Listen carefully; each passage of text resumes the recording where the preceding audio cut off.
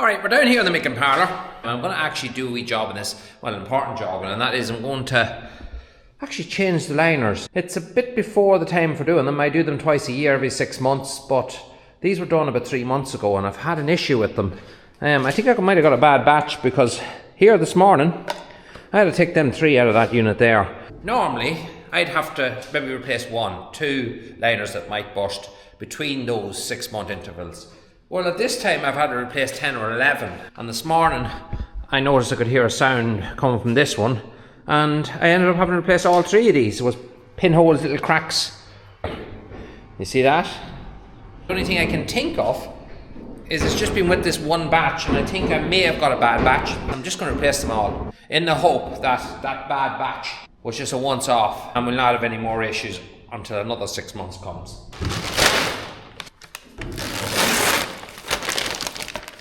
So we're just going to remove these like that. Do one side at a time. There we go. There are 2 ribs on this here, do you see? This guy here, this side, is going to sit between them 2 ribs there. That's it, just goes up like that. We get this then, it fits over that. Then we catch, and we give it a pull, you hear it pop. There it is. And that's it, simple as that, that's one done. Now normally, I will replace the pulsation pipes as well, these guys here, they go down the side of the liner, but we're way ahead of ourselves here, we're way ahead of ourselves, so they're fine. They've only been done 3 months ago and there's nothing wrong with them, so they'll last a good while longer. There's no point in throwing them out, they're fine. Alright, well that took a half an hour and we have all the liners placed. In the next 2 months, 2 to 3 months, we're going to replace all the milk tubes. These guys here, we're going to replace these pulsation tubes. You can see the jars might look a bit frosted up looking or a bit stained looking. It's not dirt, it's actually lime scale, it's in the water. When you're washing the power down, you're left with the drops that stick to it. So very easy thing to do is just to use a bit of that descale remover that we run through the machine anyway. A little bit of hot water and it just takes it all off, just runs straight off, and then your jars are lovely and crystal clean. Something we only do about once a year.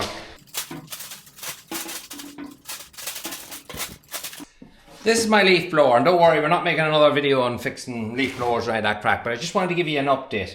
You might remember the video I done not that terrible long ago where we took the carburetor out, cleaned it first, put it all back together again, and it wasn't running right. So we got a carburetor off Amazon, I think it was around €25. It came with a load of stuff, filters and all.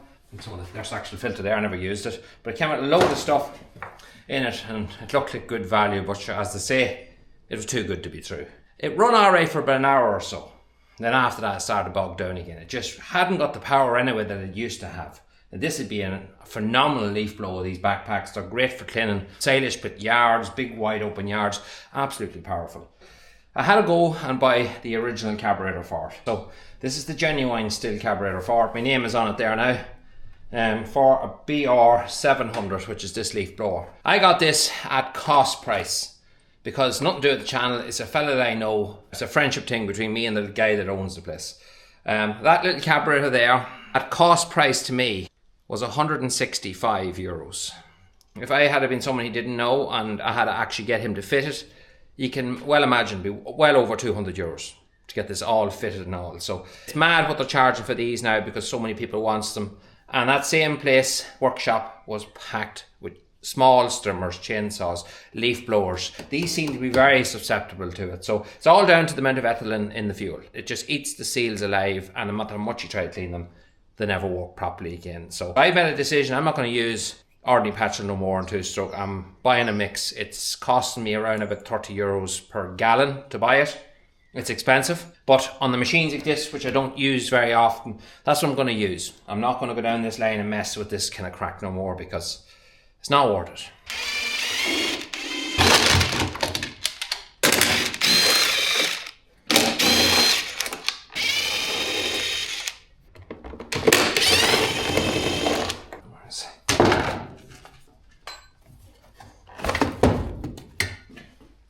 it. They look so alike. They really do look so alike.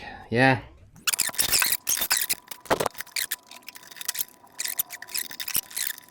I can't see any difference in them at all, but there obviously is something there.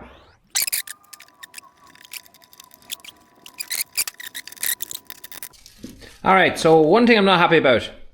This pipe here is a little bit stretched and it's gone down to this bulb here. Now, I do have some of this pipe here. It's clear stuff that I have, but it's good grade stuff, it's good quality. I'm just going to replace this one here because every time you slide onto that there, it just seems quite loose. So you don't want loose fittings. You could get air in and that can cause you all sorts of hassle.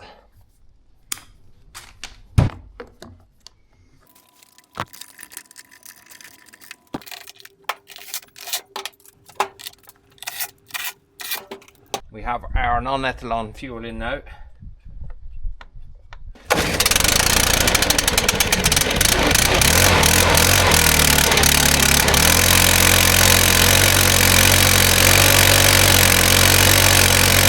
But I know we're ticking over already that it's working right.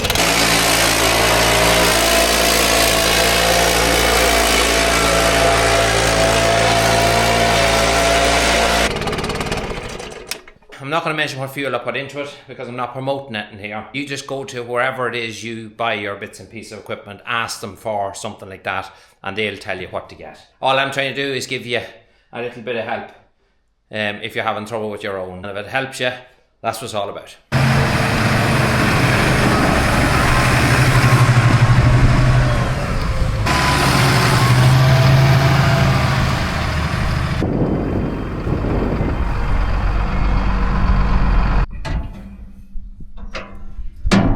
Now, I'm just looking up here before we start and I can see my cows up on the top of the hill there. It's ferocious cold at the moment. Although it might look lovely with the blue skies and the sun shining, which is nice.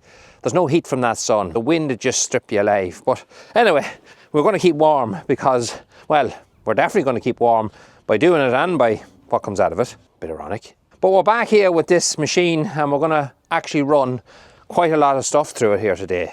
I said before when we got the use of this machine that we're going to wait until we got some of the trees that were down from the storm through home in lengths. Well, I was originally going to do them in the field, but I thought it might make more sense to do them here and that way I can draw them down to the house then when they're chopped up much easier. So yeah, we have a nice pile of stuff here of all shapes and sizes.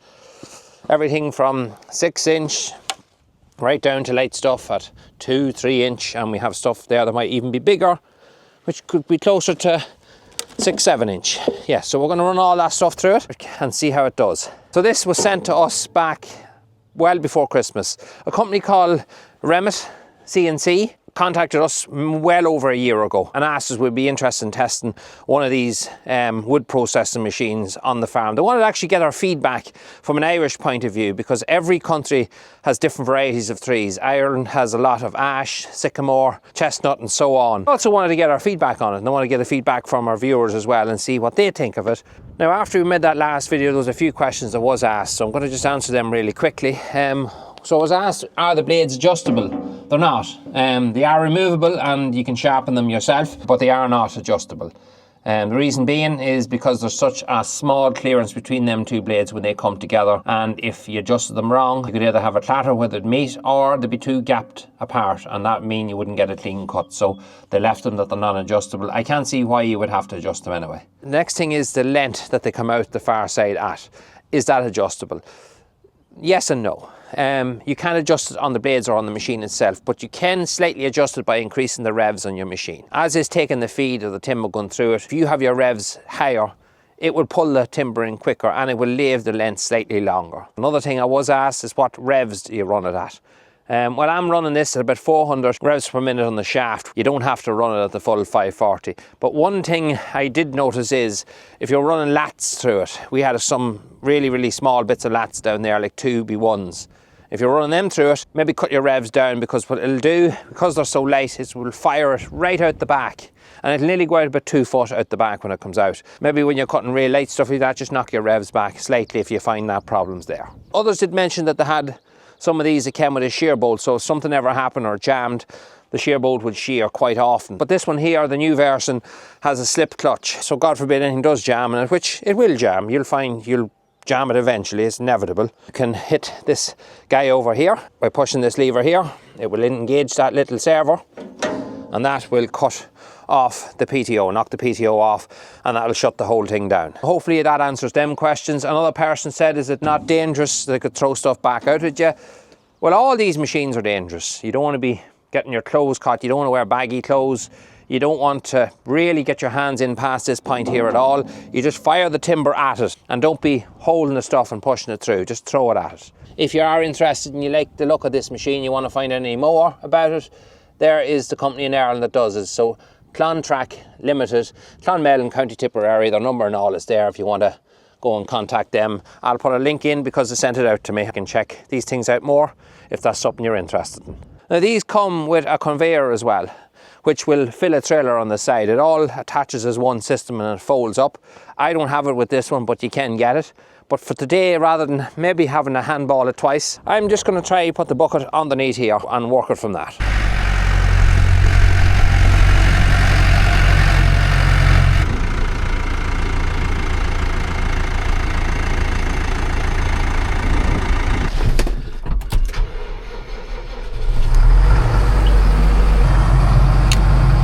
So we've no PTO, that must mean that that switch over there is already tripped, so we'll have to untrip it and then start again. Here. And away she goes.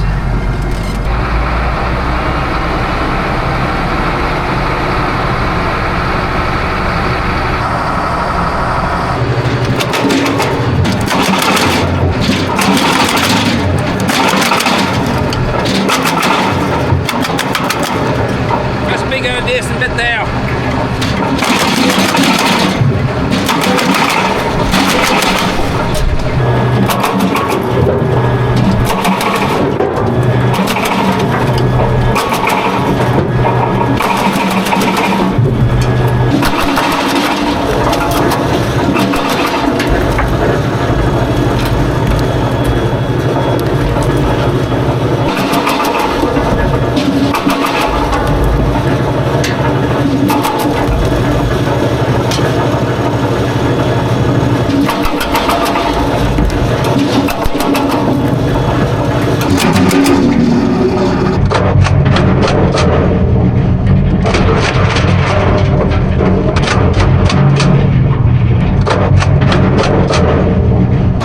There's a piece here with a big knot and everything in the middle of it.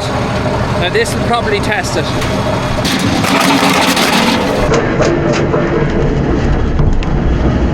Alright, so there you have it. We just fired a lot of stuff through it there and I run that for about 5 minutes. And that's without exaggerating. We run it for 5 minutes there and it filled that. And I wasn't even trying to feed it too quickly. Imagine if you had 2 people here firing that stuff in. It seems to eat it as quick as you can throw it into it. You know, some stuff it cuts really, really clean.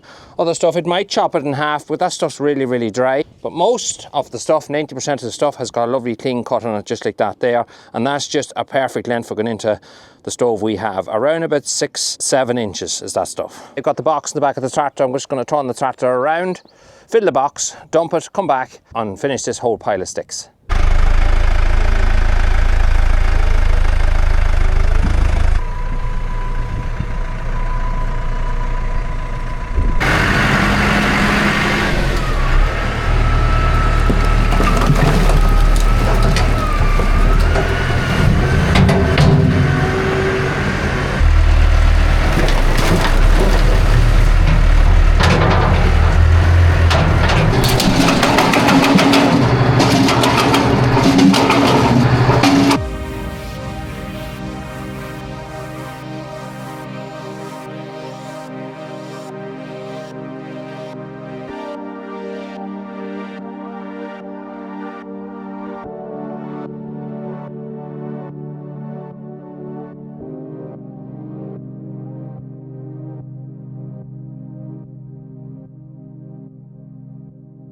Now, we're over on the other farm here, and you can see a lovely pile of bushes here behind me. We have 2 big giant piles like this. You can see from all the trees that we've cut up, like here behind me, for instance. But I was told by the guys that supply this machine, why not throw some of your bushes to it? That's what it's for. It can do kindling as well as just chopping up timber. This thing came with a set of chutes that attach onto the end that you can put bags onto if you want to fill bags on either side, if you want to sell them or store them for your house just for lighting the fire. So stuff like this here, small brittle branches, no problem. Fire them through it, it'll smash them up, and it's an equally good way of getting rid of them too, rather than having them piled like this. It'll certainly decrease the volume of stuff. It wasn't my intentions to use it for that. I probably would have went for a shredder, but I've never used it for it. So we're going to give it a go and see what it does.